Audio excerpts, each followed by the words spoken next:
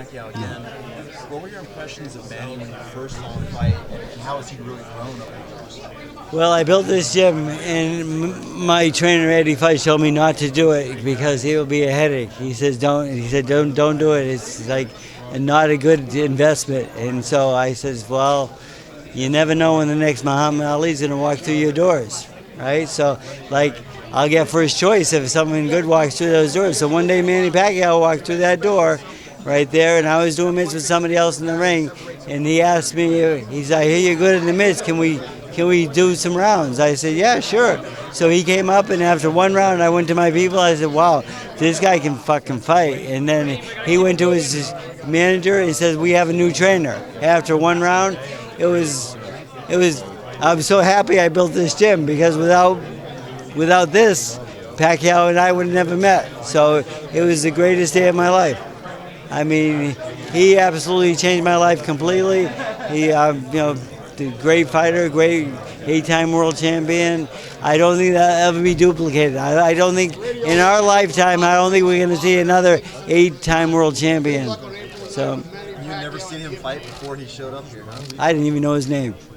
And he couldn't even speak English back then. So I had no idea who he was. Yeah, it's just, I know he had won a world title at 112 in Thailand or something like that, but I didn't know that at the time, because nobody really paid attention to the small guys back then. So. When you talk about how you met him and everything that you've gone through, do you feel sentimental with him saying that this is his last fight?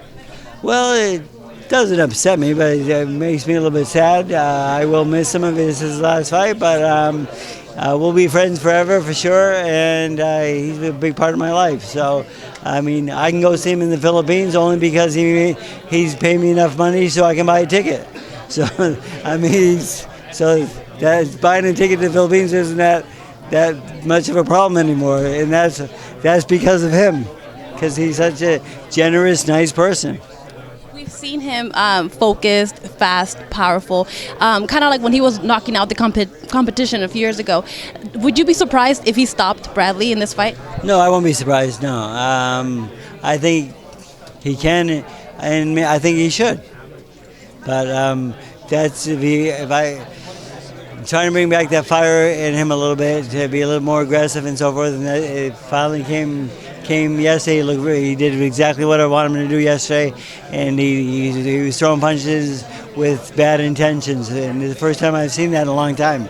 If he gets the win and he decides to not leave boxing, would you be interested in him getting the fight between Crawford and Postol?